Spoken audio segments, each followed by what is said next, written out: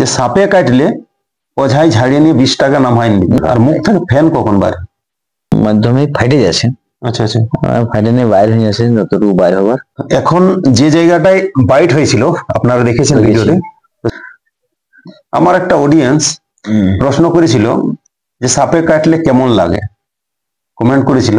তো আমি তাকে সেই সময় উত্তরটা, কেন কি উত্তরটা শর্টে দেওয়া যাবে না, অনেক লম্বা, তো এই প্রশ্নটা যেহেতু তোমার বাইট হয়েছে, তুমি বলতে পারবে যে সাপে প্রথম যখন ছবলটা মারলো সেই সময় কেমন লাগে? বন্ধুরা, আজকে চলে এসেছি আমাদের সকলের প্রিয় স্নেক লাভার গৌতমদার বাড়ি, আর এটাই হচ্ছে তার নির্জন এলাকায়। দেখুন কি সুন্দরভাবে তার বাড়িটা। বাড়িতে আছো গৌতমদা? বাড়িতে আছো? আচ্ছা গৌতমদা, নমস্কার। আপনারা যারা ইউটিউব চ্যানেলে এবং ফেসবুক পেজে আমার দেখেছেন ভিডিওগুলি, সেই ভাইরাল গৌতমদার বাড়ি আমি আজকে আবার চলে এসেছি। তো গৌতমদা এখন কেমন আছে? আপনারা অনেকেই প্রশ্ন করেছেন, অনেক ভিউয়ার্স, অনেক দর্শক বন্ধু আপনারা একটাই মেসেজ করছেন যে এখন কেমন আছেন, কি করছেন, তার আপডেট দেন। তো তার জন্যই আমি আবার চলে এসেছি। তো তার সাথে তার জীবন মানে এখন বর্তমানে কেমন আছে, তার হাতটি কেমন আছে, যে জায়গায় বাইট হয়েছিল সেই জায়গাটা কেমন আছে, তার সুস্থ কতদিন আরও লাগবে সুস্থ হতে, সমস্ত কিছু আপডেট আজকের এই ভিডিওর মাধ্যমে আপনারা পেতে চলেছেন। তার সাথে তার জীবন দশা, তার জীবন কিভাবে কাটাচ্ছেন, আর তিনি স্নেক রেস্কিউ করে আপনাদের যে উপকার বা মানুষের কাজে লাগেন, এই সমস্ত আপডেট আজকের এই ভিডিওর মাধ্যমে আপনারা পেতে চলেছেন। তো চলুন আর দেরি না করে তার কাছেই যাই। নমস্কার গৌতমদা। তো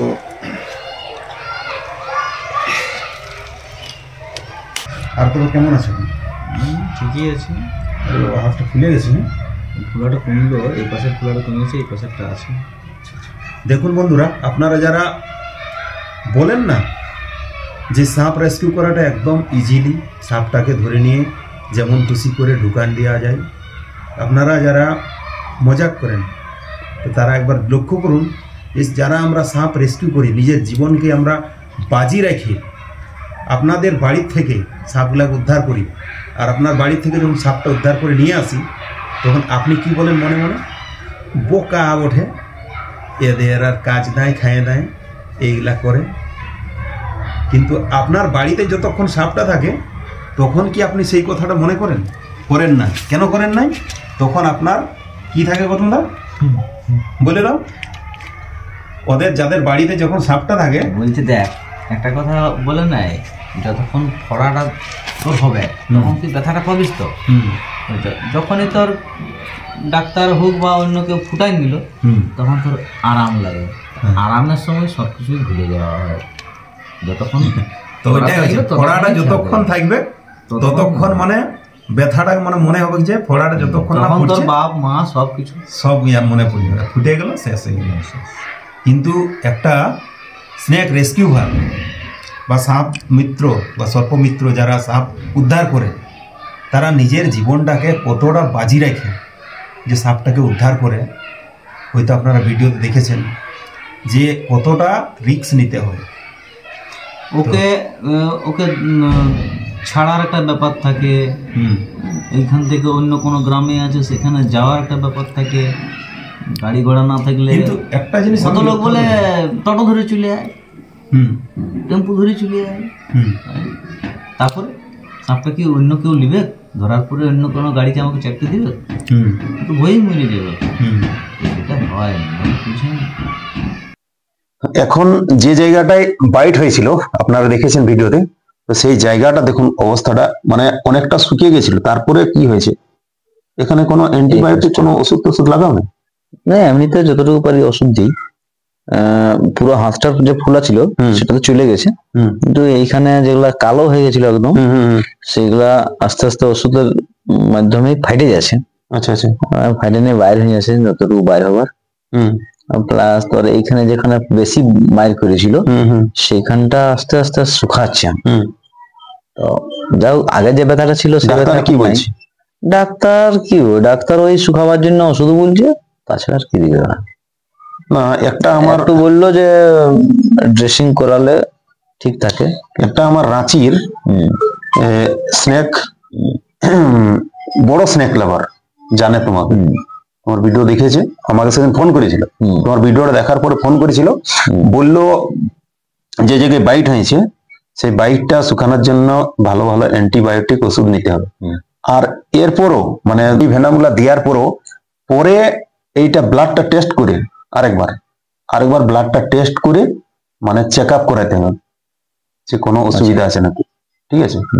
মানে ও অনেক দিনের, মোটামুটি 2000 সাল থেকে মানে রেস্কিউ করছে, নারায়ণ পরামানিক নাম বটে, রাঁচির বড় স্নেক লেভার বটে। তো আমাকে ফোন করেছিল, আমার নাম্বারটাও দিয়েছি, তো হয়তো আসবে ঝালদা একদিন, বলেছে দেখা করবে। তো দেখতে পাচ্ছেন যে হাতের অবস্থাটা কি হয়েছে।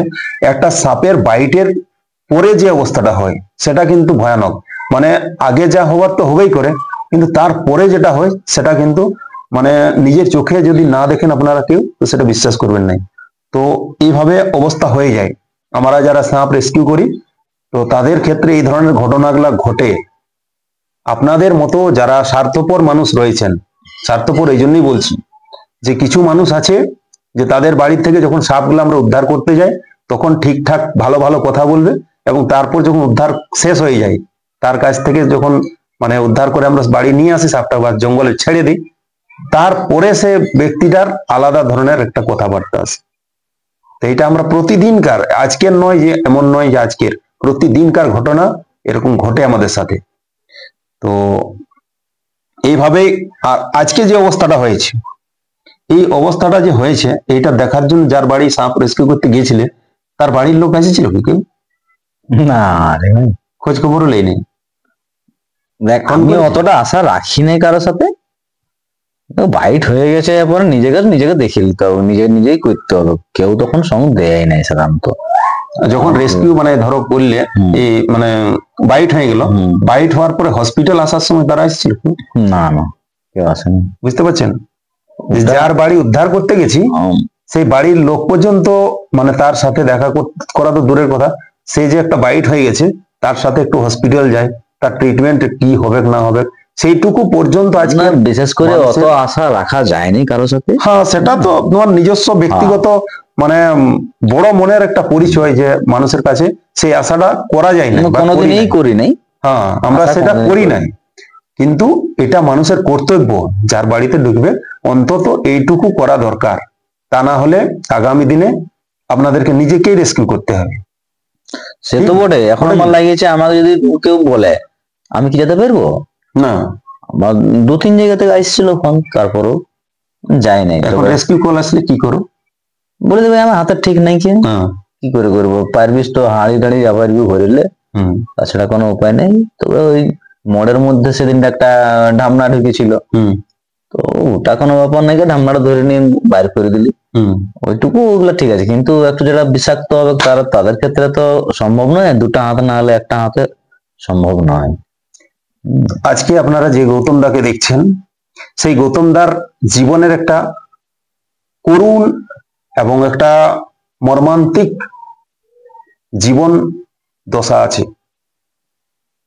হয়তো এটা একটা বড় মনের পরিচয়, সে কিন্তু নিজের মুখ থেকে আজ অবধি আপনাদের বা কোনো ভিউয়ার্সদের কাছে সেই জীবনের কঠিন লড়াইটাকে, সংগ্রামটাকে আপনাদের কাছে কোনোদিনও প্রকাশ করেনি। সেই গোপনে থেকে মাঝে নিজের জীবনের কষ্টটাকে বুকের মধ্যে চাপা দিয়ে আমাদের সকলের বাড়ির যে সমস্ত সমস্যাগুলো আছে, সাপ ঢুকে যাওয়া মানে একটা বিশাল সমস্যা রাতের অন্ধকারে, সেই সমস্ত সমস্যাগুলাকে কিন্তু সুরাহা করে। গৌতম দা কিছু বলবে তোমার জীবনের? না ভাই, দেখো ঠিক আছে, হ্যাঁ ডাক্তার ওষুধ দিয়েছিল, বলতে চাই নাই ওইখান থেকে।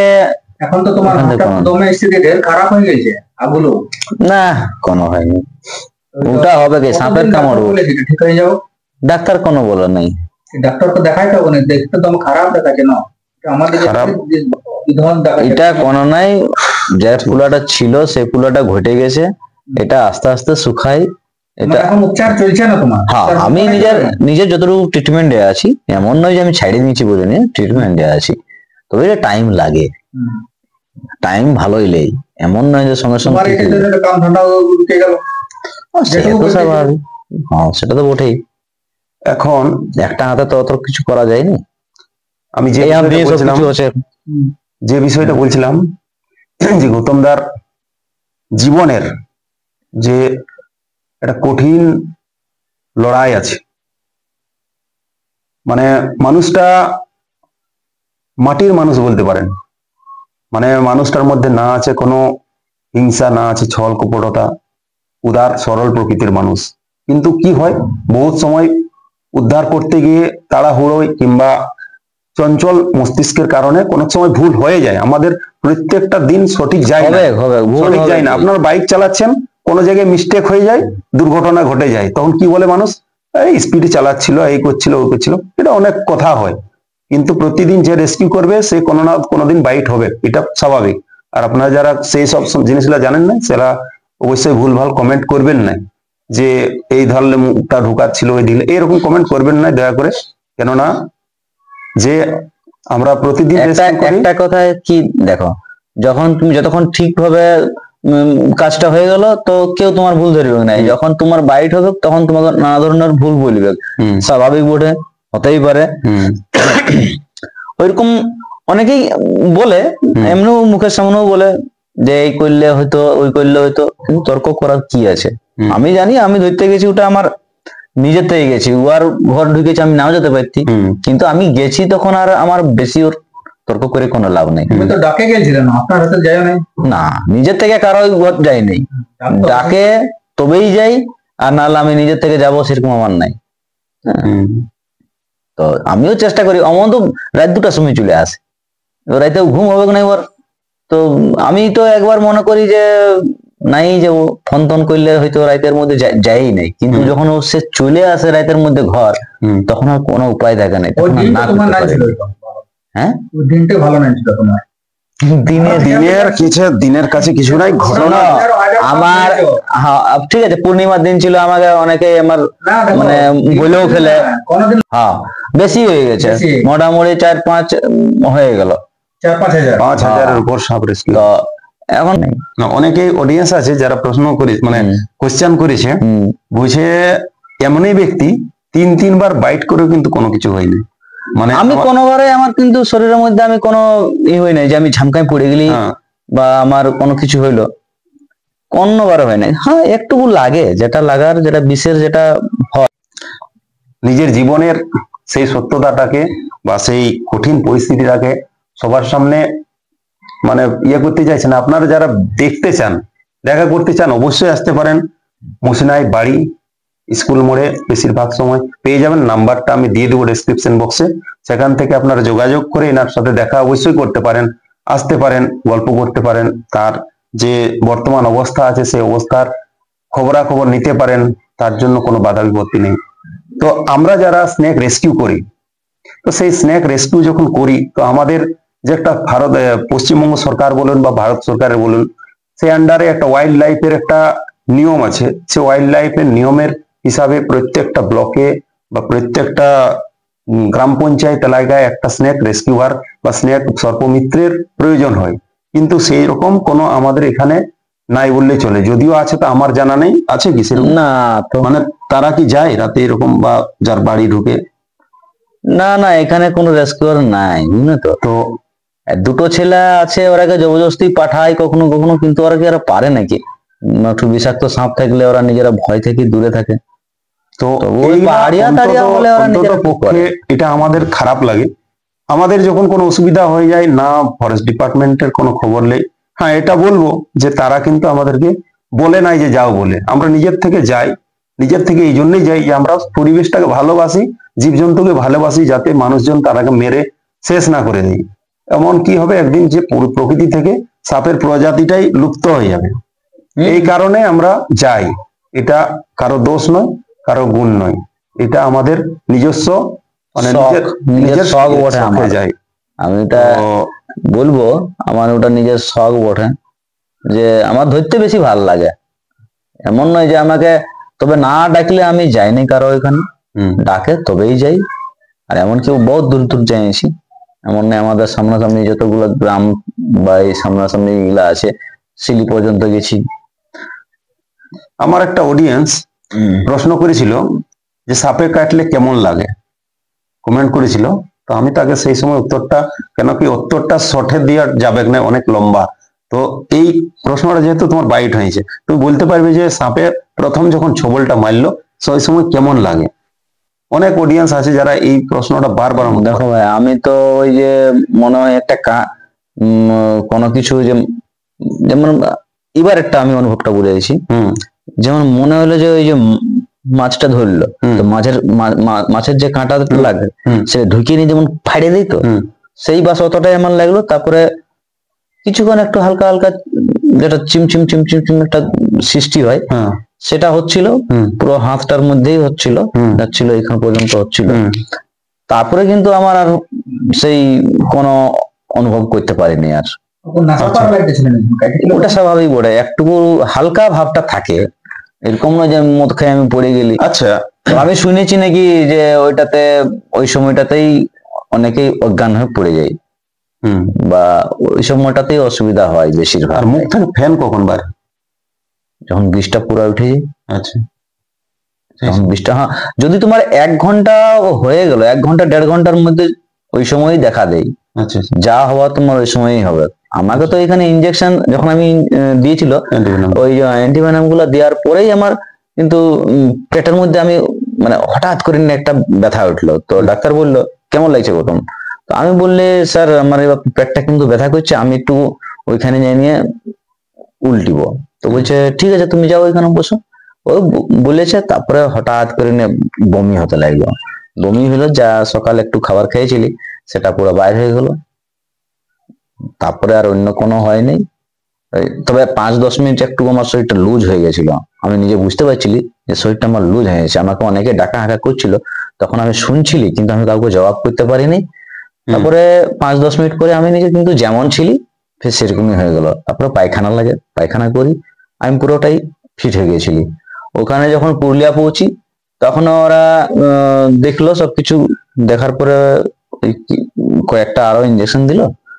তারপরে সকালের দিকে ডাক্তারবাবু এসে বললো, তোমাকে আমরা বিকাল তক ছুটি দিয়ে দিব।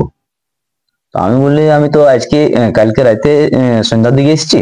তো বলছে, তোমার আর কোনো অসুবিধা নাই। তবে ওরা নিয়েছিল ইঞ্জেকশনের দ্বারা যে রক্ত বাইর করেছিল, কি টেস্ট করেছিল যা করার। তারপরেও কিন্তু আমাকে বললো যে তোমাকে ওই 2:30-3টার দিকে ছুটি দিয়ে দিবো। আর সেরকমই আমাকে 2:30-3টার দিকে ছুটি দিয়ে দিল, বাস। আচ্ছা, একটা জিনিস আমরা বাংলা সিনেমা বলুন বা হিন্দি সিনেমা বলুন, সেখানে একটা জিনিসকে দেখা হয়, ধরুন বাইট করলো, যে জায়গায় বাইট করলো সেই জায়গায় আবার কোবরা সাপটাকে বিন বাজাতে লাগলো, মানে সাপুরিয়া বিন বাজাতে লাগলো, সেই সাপটা ছুটিয়ে আসলো, আবার ওই জায়গায় কাটতে শুরু করলো, আবার বিষটাকে চানিয়ে নিয়ে নিল। তো এই যে একটা শিক্ষিত জগৎ, একটা সিনেমা জগৎ, মানে একটা শিক্ষিত সমাজ, শিক্ষিত জগৎ, তারা এই ধরনের ভুল একটা অন্ধবিশ্বাসকে প্রচার কিভাবে করে? এটা কি কখনো সম্ভব যে একটা সাপ কাটে দিয়েছে, আবার সেই সাপটা বাইট করে সেই বিষটাকে টানিয়ে নিয়ে নেবে? এটা কত বড় অন্ধবিশ্বাস আর কত ভুল! সিনেমা তো, হ্যাঁ সিনেমা, কিন্তু সিনেমাটার প্রভাব তো পড়ে। সিনেমার প্রভাবের জন্যই তো আজ আমাদের এইখানে এত কিছু লোক, যেগুলা ভালো ভালো জিনিসগুলাকে লিখে নেয়, খারাপ খারাপ জিনিসগুলাকে সবাই নিয়ে লিখে। এখনো আমাদের গ্রাম বাংলায় বিশ্বাস করে, বহু মানুষ বিশ্বাস করে যে সাপে কাটলে ওঝাই ঝাড়িয়ে নিয়ে 20 টাকা নামায়নি। না না, সম্ভব না। এটা কি সম্ভব? আমি তো জানি না। আমরা শুধু মানে সাপের রেস্কিউ করি নাই, মানে সাপের সাথে সাথে সমাজে যে অন্ধবিশ্বাস, কুসংস্কার আছে, সেই কুসংস্কার গুলাকেও দূর করার চেষ্টা করি। দেখো, একটা জিনিস কি হয়, অনেকেই আসে আমার কাছে, অনেকেই আসে, আমি সাপ ধরি বলে নিয়ে ওদের একটা মনের মধ্যে বিশ্বাস থাকে যে এই ঝাড়িতেও জানে। তা আমিও সেই মানে ওর নাম করে করে আমিও কখনো দিয়ে দিই, লোকটা ঠিক হয়ে গেল তো আমার কি আছে। তো আমিও চালাই, বলবো নাই চালাই বলে নিয়ে। তবে হয়তো অনেকেই বলতে পারে এখন যে তাহলে নিজেরটা কেন ঝাড়তে পারছে না। কোনো ঝাড়াঝাড়ি নেই, শুধু ঈশ্বরের প্রার্থনা করো। এই যেমন কাঁকড়া বিছায় কামড়াইলো, তো কাঁকড়া বিছাটা ওই কয়েকটা ঈশ্বরের নাম করে নিয়ে 2বার হাত বুলেন দিই, ওর আস্তে আস্তে ওই যে চিম চিম চিম চিম পুরো নাচে, তো ওইটা ঘটে গেল। তখন সবাই মনে করে যে তাহলে ওইটা ঠিক হয়ে গেল। জানে তারপরে অনেকেই দেখবে তোমার বাচ্চা ছেলে কাঁদছে, তো উনি চলে আসে রাতেই, ওই আমিও 40 পাঠ করে দিবি, ছেলে ঠিক হয়ে গেল, বাস এতটাই। হ্যাঁ, এই যেমন মচকা মুচকি গুলা, হাত মচকা পা মচকা, এগুলা ওগুলা টেকনিক জানা আছে। ওগুলা টেকটিস জানা আছে, ওই জন্য না তুমি আমার কিন্তু একটা মচকে ছিল, আমি ঘাড়টাকে এদিক থেকে ওইদিকে ঘুরাতে পারছি না, কিন্তু সেই সময় মচকাটা কিন্তু একদম ঠিক করে দিয়েছিল। আমি তো বলছি তো তোমার, ওটা আমি ঠিক করে দেবো, আমি একদম দুটো আঙ্গুল দিয়ে আমি ঠিক করে মানে দেবো। আওয়াজ করলো ঠিক হয়ে গেছিল আমার। ওগুলো আমি ঠিক করি, ওটা ঠিক, ওটা হাতের কাজ বটে। কিন্তু এই যে ঝাড়ফুঁকটা শুধু ঈশ্বরের কৃপা বটে, ওর নাম না আরেকটা বিষয়, মানে ধরো সবসময় তো আর বিষধ সাপেই কামড়ায় না, কোনো সময় ধরো ঢোল সাপে কামড়াইলো কিংবা ঢামনা সাপে কামড়াইলো, সেই সময় কি হয় যে ঝাড়ফুঁকটাই কাজ করে যায়, মানে কাজ করে যায় মানে কি ওর বিষই লাগে না, বিষ লাগে নাই, মানে বিষ লাগে নাই, আর ওইটা ওর বিশ্বাস আছে যে ঝাড়িলে আমার ভালো হবে, ওই জন্য তো কাজ করা মানে হয়ে যায় না। তো এইটা হচ্ছে মানে মানুষটা বিশ্বাস হলে যে ঝাড়িয়ে দিল মানে তবে এমনিতে সঙ্গে বিতেছে হ্যাঁ, এমনিতে সাপে কামড় দেই নেই সেটা নয়, দেই অল্প অল্প দেই, খড়ি সাপও দিয়েছে, কিন্তু যখন অল্প দেই তখন ওটা বোঝা যায়, আর ড্রাই বাইট হয়, হ্যাঁ হালকা লাগে, কিন্তু ওইটা সহ্য হয়ে যায়। অনেকবার দিয়েছে টুকটাক, তবে ওইখানে দাগ একটা হয়েই, মানে ওইখানে কাঁটার মতন একটা হয়ে যায়, অনেকবার দিয়েছে, অনেক দাগ আছে। এই বাইটটা যেটা হয়েছিল সেটা এটা তো এতটা ঢুকায় নিয়েছে ইয়াটা, দাঁতটা, আর বিশাল দাঁত, ওদের এরকম বড় বড় দাঁত, কোনো করার নাই আমার। আচ্ছা যাই হোক, কামড়াই রেখেছে, ফের আমি ধরে নিয়ে মুখটা ধরে নিয়ে ওকে ছাড়াইছি, ফের লাইন ধরছে ছাড়িলি, তারপরে হসপিটালে এসেছি। তো প্রথমবারে একটু লাগিয়েছিল, বহুত জোরে লাগিয়েছিল প্রথমবারে। হ্যাঁ, প্রথমবারে মনে হয়েছিল যে পড়ে যাবো নিচে, কিন্তু সালা জানি নাই। আর বাকি ছেলেগুলো বলছে না না তুমি হসপিটালে যাও, হসপিটাল নিয়ে যাবো, না না মাইরে মনে করো হসপিটাল তোমাকে ঢুকতে হবে, জবরদস্তি ওরা আমাকে ঢুকাই দিল সেই সময় হসপিটালে। তাহলে আমার ঢোকার ইচ্ছাই ছিল না, বলি এবারে বলি পায়ের ভেঙে গেলে ভালো হয়ে পড়ে চলে যায়, কিন্তু হলি নাই। দ্বিতীয়বারও নাই গেলি, তৃতীয়বারও বাঁচা নিয়ে গেল, বলে নাকি 10-15 দিন পরে হলেও মরে, তো বলি দেখা যাক কবে মরছি। আপনারা শুনলেন অনেক কিছুই গল্প, আর সাপের থেকেও অন্ধবিশ্বাসের যে আমাদের সমাজে অন্ধবিশ্বাস কুসংস্কার আছে, সেই বিষয়ে আপনাদের সামনে বিষয়গুলো তুলে ধরলাম। আশা করি আপনাদের ভিডিওটা কেমন লাগলো অবশ্যই কমেন্ট করবেন। আর আপনারা যদি পেজ থেকে দেখছেন, ফেসবুক পেজ থেকে, তো অবশ্যই পেজটাকে ফলো করবেন। আর গৌতমদার পেজটা হচ্ছে স্নেক লাভার গৌতম, ওইটাই আছে তো, স্নেক লাভার গৌতম। আর ইউটিউব চ্যানেলটা যেহেতু এখন একটা ফোন ছিল, ফোনটা হারিয়ে গেছে, আর এই ভিডিওটা যদি কেউ দেখছেন, যদি পেয়েছেন ফোনটা, অবশ্যই দাদাকে ফোনটা এনে দিবেন, কেননা ওই ফোনটাতে ইউটিউব চ্যানেলটা লগ ইন আছে, আর রিকভারিও হচ্ছে না। যদি কেউ সেরকম সহৃদয় বন্ধু থাকেন, অবশ্যই দাদার চ্যানেলটা রিকভারি করে দিবেন, যাতে করে চ্যানেলটাতে অনেক ভিডিও আছে। আমার তো দেখেছিল প্রায় 1000-1500 মতো ছিল, হবে, কিন্তু ফোনটাই জানি। যাক, ফোনটা যদি পেয়ে যায় তো অবশ্যই রিকভারি হবে, আবার নতুন করে সেইখানে ভিডিও আপলোড করা হবে। আর আমার চ্যানেলটা হচ্ছে সোমনাথ চন্দ্র আর স্নেক সেভার শম্ভু, তো অবশ্যই পেজ গুলাকে ফলো করবেন। আপনাদের অসংখ্য ভালোবাসা পেয়েছি। আপনারা রিসেন্ট ভিডিওগুলো যেগুলো আপনারা দেখেছেন, প্রায় 2 লাখ ছুতে চলেছে ভিডিওটা, আর অনেক ভালোবাসা দিয়েছেন। এভাবে আপনারা আরো আগামী দিনেও ভালোবাসা দেন, আর দাদার পাশে থাকুন। আর আমরা তো আছি, তো অবশ্যই আবার দেখা হবে নতুন ভিডিওতে। ততক্ষণের জন্য সকলের কাছ থেকে বিদায় নিচ্ছি। আমি শম্ভু, আর আমার সাথে আছে স্নেক লাভার গৌতম দা, সকলের প্রিয়। তো চলুন আজকে এই পর্যন্তই, ভালো থাকুন।